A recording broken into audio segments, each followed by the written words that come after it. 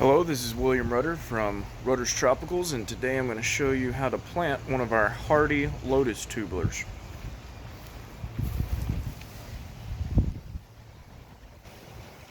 First thing you need to do is get a container to put your lotus in. I've chosen one of the most economic ways I can plant them, and that's in a Sterilite tote or Rubbermaid container available at Walmart or any hobby store. This one is about 1 foot across and a little over a foot, probably about 18 inches long, and it is filled with last year's lotus clay litter. This is just simple kitty litter that you would get. I particularly use the Special Kitty all clay with no additives, no clumping agents, no fragrances, anything like that. It's just 100% pure clay. It's about $4 for 40 pounds. If you notice, there's little round things in it. Those are actually some fertilizer. I use the Aquascapes annual fertilizer. First thing we need to do is simply fill this up, and you'll notice it's about probably 3 to 4 inches now. If you were doing this at home, you might want to use all the container filled with soil. Lotuses don't like to go too deep, but they will run their rhizome or tubular out. So what I do, I'll simply just dig a trench in the clay, and it doesn't matter if it's wet or dry already. Some people start with wet, some people start with dry. It doesn't really matter. Do be careful though, if you're in a dry climate and it's hot outside, you can quickly dry out your water lily or lotus with dry kitty litter. So what I need to do first is typically I will send them in more of a dormant stage than this. I waited a little late this year to harvest because of the late freeze that we had. Lotus has already started to actually wake up. But you'll notice this one, what you want to look for is nice clean rhizome like this. Some of the stuff on here will die off. If for some reason you get one that has a broken end on it, you want to do your best to not break them. They could rot with the water. So this one did have leaves already on it and some runners, so I went ahead and just wrapped it up nicely. So I'm going to unwrap it carefully.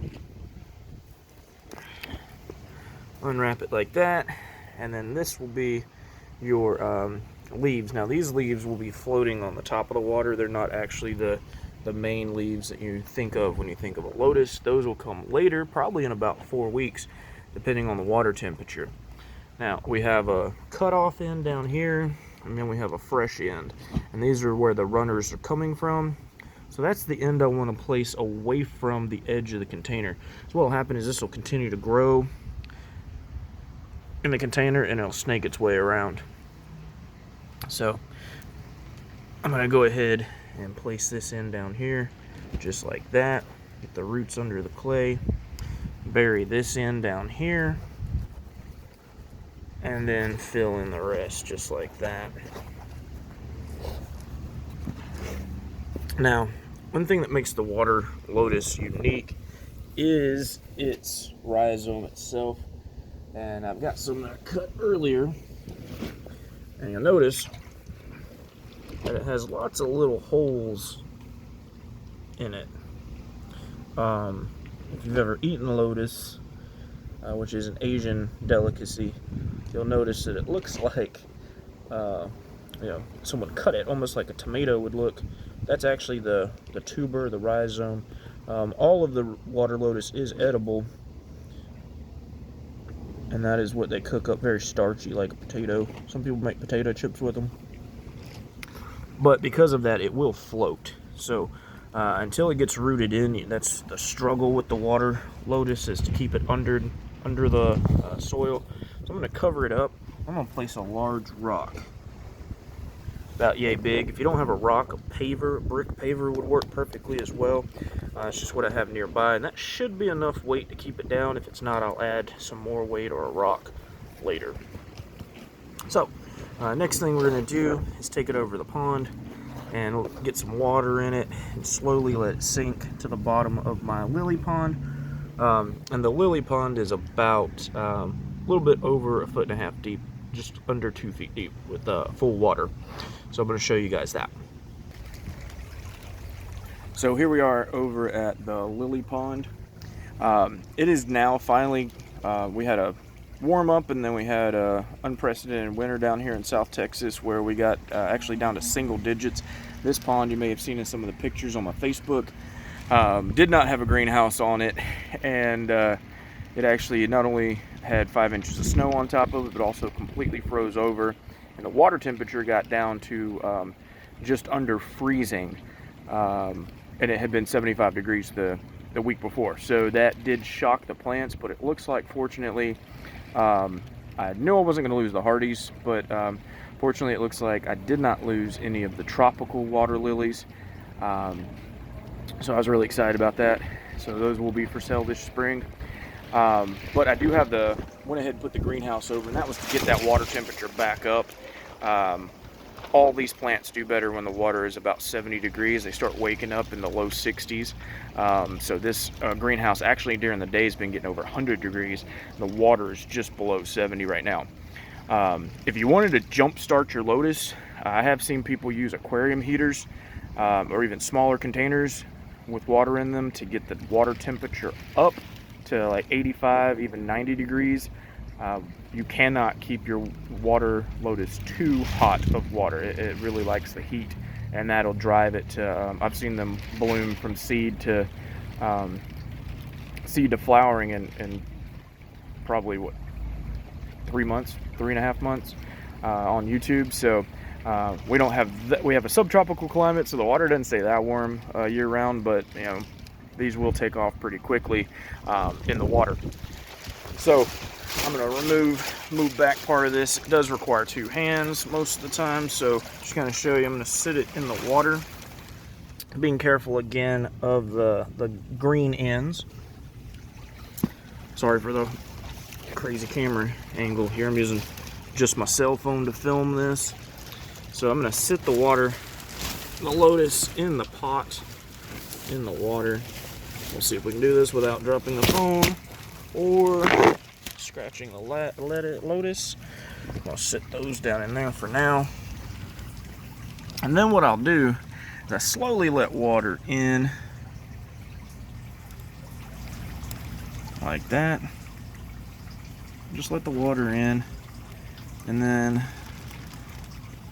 tilt it back level once we get water in there. Now, if you had a dedicated water lotus pond, you could leave this water about that shallow, until the lotus starts shooting up more leaves.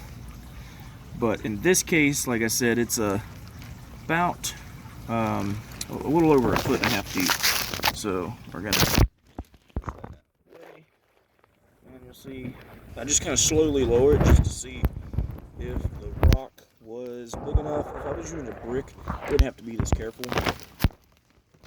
And I've already put a few in here, so the water's a little cloudy. But you know, that clay litter is actually pretty heavy, so unless it's disturbed, it'll stay in the pot. And you'll notice here's what I meant by their floater leaves. They just hang out on the top. They will open all the way up and be like a regular lily pad. And then after they start receiving sunlight and energy to grow, you're going to see that they actually will crest the water.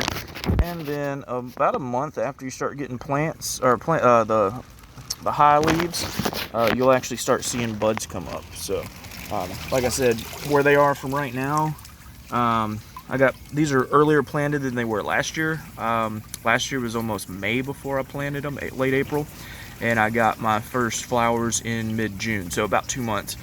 So there's a good chance that some of these that already have the floaters, as you see over there, actually may actually have flowers on them by, let's see, March, April. They could have them at, you know, late May.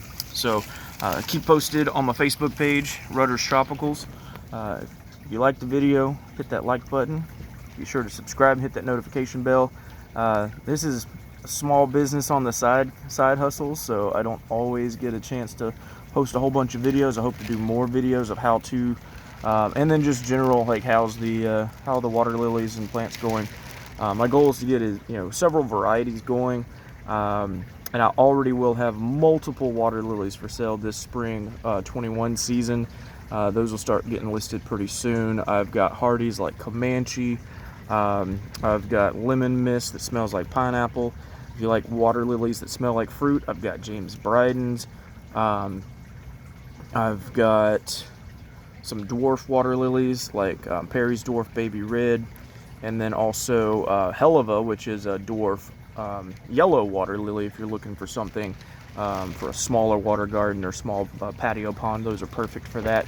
You get all the prettiness of the water lilies without the huge pond necessary. I'm also excited because I will have in May, I'm supposed to get a delivery of Victoria cruzana, which is one of the largest water lilies in the world. It's also supposed to be a little more hardy than its sister, the largest water lily, which is a Victoria amazonica. I've never had those. That's kind of been a goal of mine. They're hard to get, even though they're from South America. They actually tend to grow them more in Asia for import to America, and with the coronavirus last year still affecting shipping out of Asia for plants, it's taking a very long time. So plants and fish from Asia right now, here we are in spring of 21, are hard to get. So I'm hoping that that comes through. I'll have a couple for sale. I'll post those up on Facebook. I already made an announcement about those. And then I also have some tropical water lilies. Like I mentioned, I will be putting an order in for those in about a month and get those planted up. But I do have some other tropicals that I'll be dividing up pretty soon. I'll be putting those up for sale too. But appreciate it once again. This is William from Rudder's Tropicals. Thank you for tuning in. See you next time, and happy water gardening.